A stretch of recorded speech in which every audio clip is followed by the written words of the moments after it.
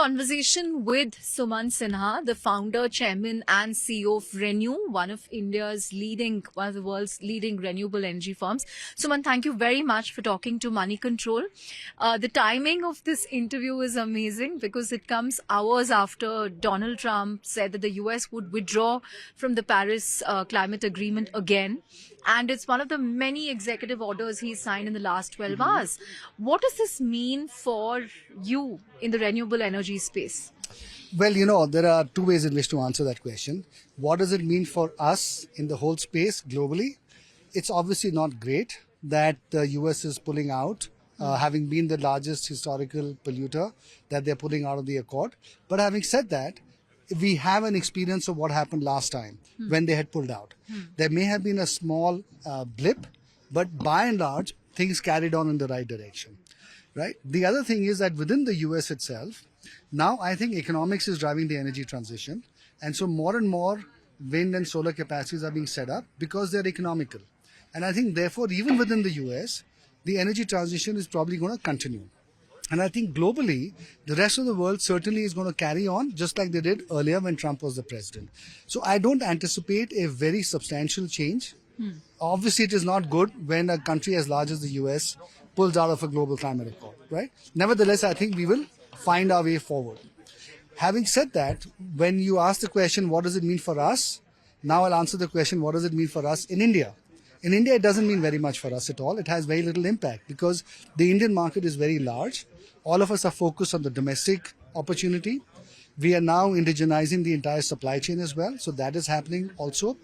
And so I frankly don't think that Trump pulling out of the climate accord is going to have any impact on us and our business in India. I think the Prime Minister set a fantastic vision of getting to 500 gigawatts. I think we are well embarked on that path and we will carry on. Right. In fact, I was coming to that. We have an ambitious target of 500 gigawatts, I think by 2030. We are currently at 200. So, are we on course to achieve that? And what is ReNew's role going to be? Because you are at 15 gigawatt currently. Yeah, so it's a good question. So we have 200 odd gigawatts installed currently. Now, over the last 2 years, there has been almost 130 gigawatts of new bids that have got auctioned out. Almost 80-90 gigawatts of PPAs out of this 130 have been signed as well. In addition, there were already bids that had happened earlier. So there's almost, I think, visibility out to about 350 to 370 gigawatts at this point in time. Most of this is going to get executed over the next 3 to 4 years. So there's a very good momentum that has built up. In addition, of course, the government will continue to auction more capacities. So my sense is that execution will pick up as well. And we'll get to about 40 to 50 gigawatts of execution per year. I would imagine probably by FY27. And if we go at that level for the next 3 or 4 years till 2030, we will get to 500 gigawatts. And how much will ReNew have at that? So as of now, our commissioned capacity is 11 gigawatts. We have another 14 gigawatts that we have won in various auctions.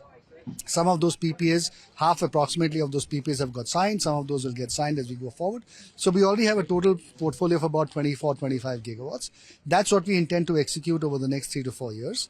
And then as there's more capacity that gets auctioned out, we'll continue to do that. So, we have had historically about an 8% market share of all installations. And I think we'll continue to maintain that market share. And if we do, then, you can do the maths and sort of assess as to where we can get to. But I think we are looking at, fairly significant expansion from where we are right now. Right. What kind of capex will that involve, Sumant, per gigawatt? How much will you have to invest? How will you go about doing it, allocating capital for this every year? That's something that typically we have not talked about the future. But I think that, 1 megawatt of wind approximately costs about $1 million. And a megawatt of solar costs about $500,000. So, do some averaging between wind and solar and, put a number on top of that and multiply it by the number of megawatts and you'll get to a pretty sizable number. And that's, I think, approximately speaking, what we'll invest. Keep in mind, we'll also be doing batteries as well. And that is going to be over and above any of these numbers that I talked about. So those are the kinds of things. But let me put it this way, that the renewable energy sector is becoming a much bigger contributor to India's GDP. and is going to become a much bigger contributor to really just infrastructure built in India. And the other very important thing is that right now, power demand in India is continuing to grow at about 5 to 6 or 5 to 7% a year. And so all this new renewable capacity that we're adding is not even sufficient to meet the demand growth that we're having in the power sector.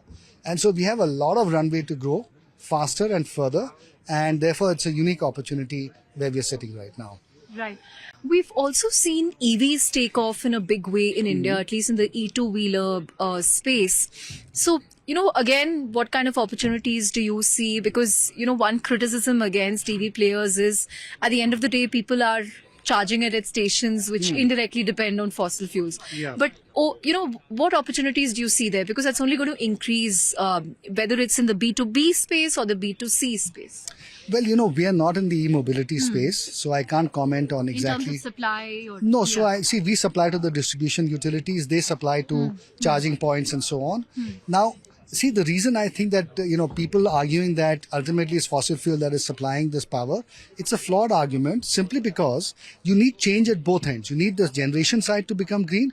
You need the user side to become green. They're not always going to move in parallel to each other, right? That exactly what you generate is exactly what is going to get consumed. One or the other is going to go ahead of the other. And maybe the green energy that we produce gets consumed for something else, right? And maybe some other source of power supplies to these electric vehicles. But I think unless you have that electric vehicle ecosystem, you can supply the green energy, but where is it then going to go? Right. Okay. So you need both sides to develop in whichever speed and pace at the fastest rate possible.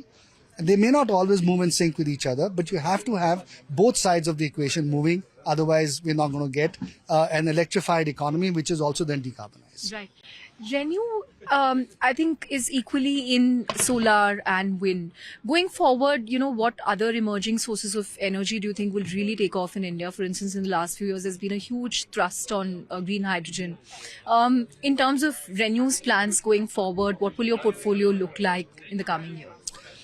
No, I think our portfolio is going to be mostly focused on solar as a predominant source. Wind, to the extent that we require wind for balancing and for round-the-clock power solutions, and batteries along with both, because the grid needs more and more battery solutions. We're obviously looking at green hydrogen and green ammonia, but the offtake side is moving a little bit slowly, and therefore it's taking a little bit longer to get off the ground. I think globally, green hydrogen and green ammonia are not taking off as rapidly as all of us had envisaged. In India, now there's been an IOCL tender. Let's see how that goes. These are small quantities yet. I think depending on the price discovery, we will probably see more auctions coming out in India. And that then will be the driver for the green ammonia and green hydrogen business in India. And of course, we intend to participate in that emerging sector as well. I think beyond that, as you know, we are in solar manufacturing. So that's an area that we're likely to grow and expand to meet our own requirements. And to the extent we have any overflow supply, we will sell that to other people as well. So that's how we're looking at our future. Right.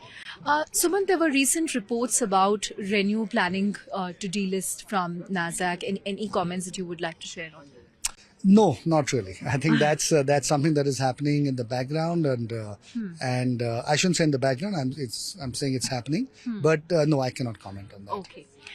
We're just a few days away from the union budget, and CEOs whom we have been speaking to between yesterday and today said that it's going to be vital for the government to do something to spur investment and growth activity in the next 3 to 6 months, because the GDP numbers haven't been encouraging. The advanced GDP estimates too are underwhelming. What do you think needs to be done, and particularly in the renewable energy spaces? Look, in the renewable energy space, that's a simpler answer from me to give. I think a lot is already happening. Maybe there are some tax tweaks that may be sensible. If the government is able to work on those, that will be great. We had this incentive for new businesses being set up, new SPVs being set up. The tax rate was lower on those. Those are the kinds of things that can be extended to get more investments going. But I think for the economy as a whole, it's hard for me to comment because where I sit, there's so much growth happening and there's so much investment happening that we're kind of spoiled for choice a little bit. But I think in the economy as a whole, I think we just need to have more investments that happen across different areas.